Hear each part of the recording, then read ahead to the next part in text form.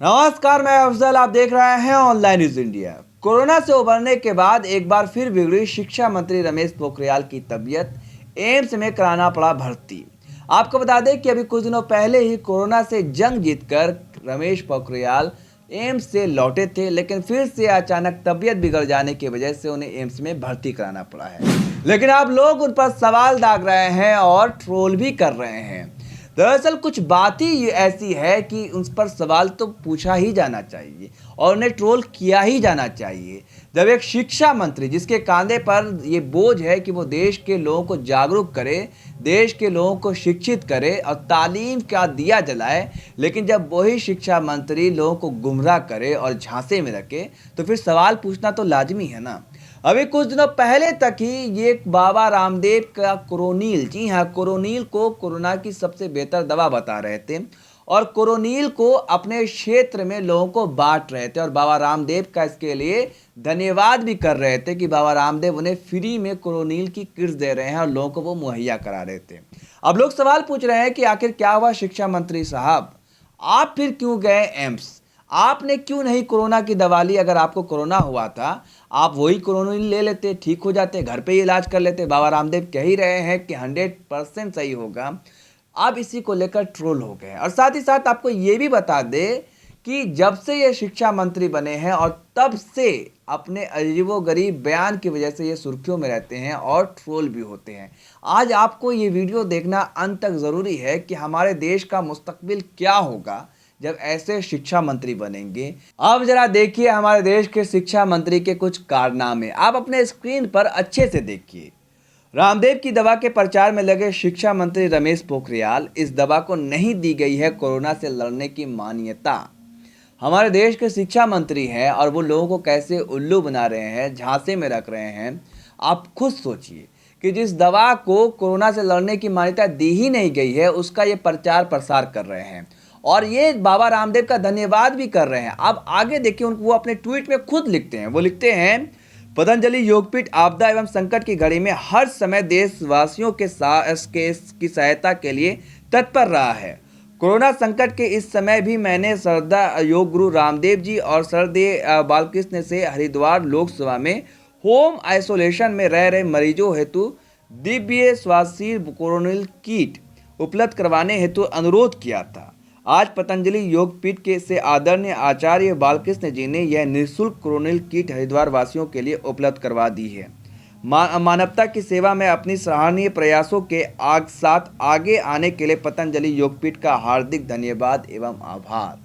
ये हमारे शिक्षा मंत्री हैं जो कोरोना के पेशेंट हैं, उनको फ्री में क्या करवा रहे हैं, कोरोनिल का एक किट भिजवा रहे हैं। ये हमारे देश के शिक्षा मंत्री रमेश पोखरियाल। आप खुद सोचिए कि जिस दवा को हमारे देश की स्वास्थ्य संगठन IMCR और WHO ने मान्यता दी ही नहीं कि ये कोरोना से लड़ने का दवा है, और उसका ये क्या कर रहे हैं, प्रचार प्रसार कर रहे हैं, लोगों में फ्री में बंटवा रहे हैं। और जब खुद बीमार होते हैं तो एम्स में भर्ती होते हैं। ये अब लोग सवाल पूछ रहे हैं कि भाई आप पतंजलि के योगपीठ में क्यों नहीं गए भर्ती होने के लिए? आप कोरोना की दवा क्यों नहीं लिया, कोरोनिल? वही ले लेते, उससे ही ठीक हो जाते जो आप दूसरों को दे रहे हैं। आप जरा सोच कर देखिए कि अगर ऐसे ही शिक्षा मंत्री हमारे देश के होंगे तो हमारा देश विश्व गुरु बनेगा या नहीं बनेगा, और हमारे देश की मुस्तकबिल का क्या आलम होगा, आप खुद फैसला कीजिए। अब लोग इनको आगे क्या लिख रहे हैं वो भी जरा देखिए। एक पत्रकार है अभिनव पांडे, वो क्या लिखते हैं वो जरा देखिए। आम लोगों के लिए 2500 कोरोनिल किट बंटवाने वाले शिक्षा मंत्री रमेश पोखरियाल निशंक दिल्ली एम्स में भर्ती हुए।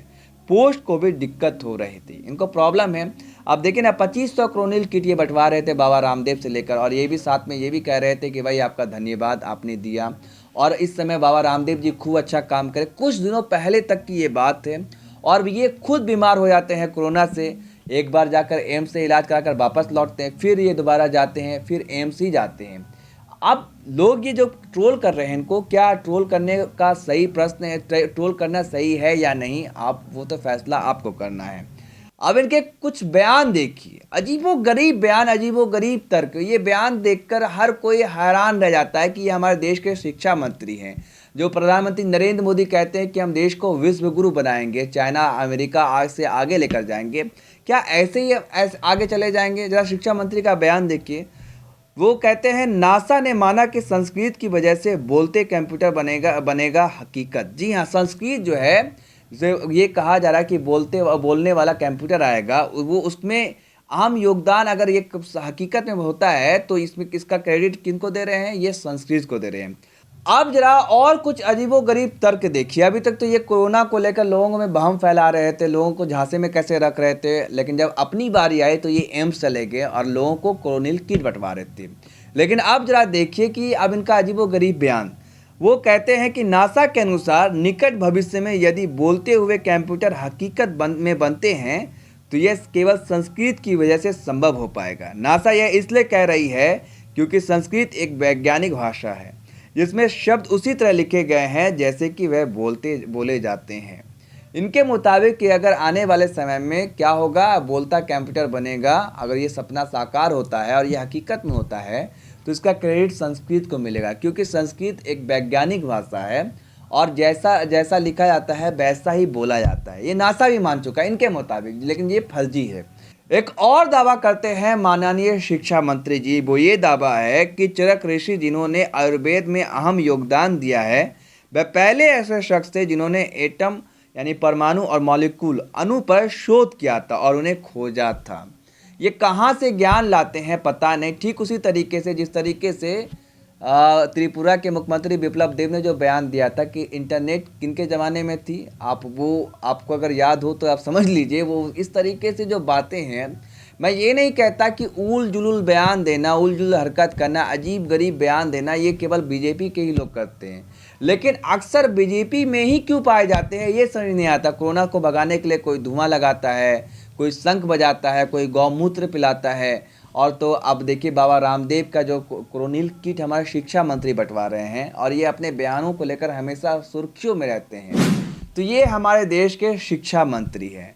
अब सोच कर देखिए और कल्पना कीजिए कि हमारे देश के बच्चों का भविष्य क्या अंधकार में है या अंधकार से हमारे शिक्षा मंत्री रोशनी में ला रहे हैं।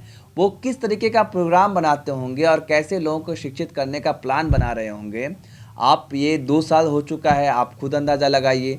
3 साल बचा है इनके कार्यकाल को, इन्होंने क्या किया 2 साल में, आप इससे ही जज कर सकते हैं। और आज ये ट्रोल हो रहे हैं, जो लोग सवाल पूछ रहे हैं कि जब मान्यता ही नहीं मिला कोरोनिल किट को, ये कोरोनिल किट बंटवा रहे थे, लेकिन अपनी बारी आने पर ये खुद चले जाते हैं एम्स में भर्ती। और ऐसे ही मैंने आपको देखा है इनके कितने बयान, तो ये हैरान करने वाली बात है कि हमारे देश के शिक्षा मंत्री, जहाँ एक तरफ ये सपना दिखाया जाता है कि हमारा देश विश्व गुरु बनेगा, जो हमारी जो पुरानी सभ्यता और संस्कृति थी, जो गौरवमय इतिहास था, हम उसको दोहराएंगे। लेकिन क्या हम ऐसे दोहराएंगे, इस तरीके से दोहराएंगे? ये अहम सवाल है। आप भी इस वीडियो को शेयर कीजिए और हमारे शिक्षा मंत्री के बारे में लोगों तक जागरूक कीजिए। धन्यवाद। इस खबर को अभी लाइक करें, शेयर करें, अभी चैनल को सब्सक्राइब करें और घंटी जरूर दबाएं।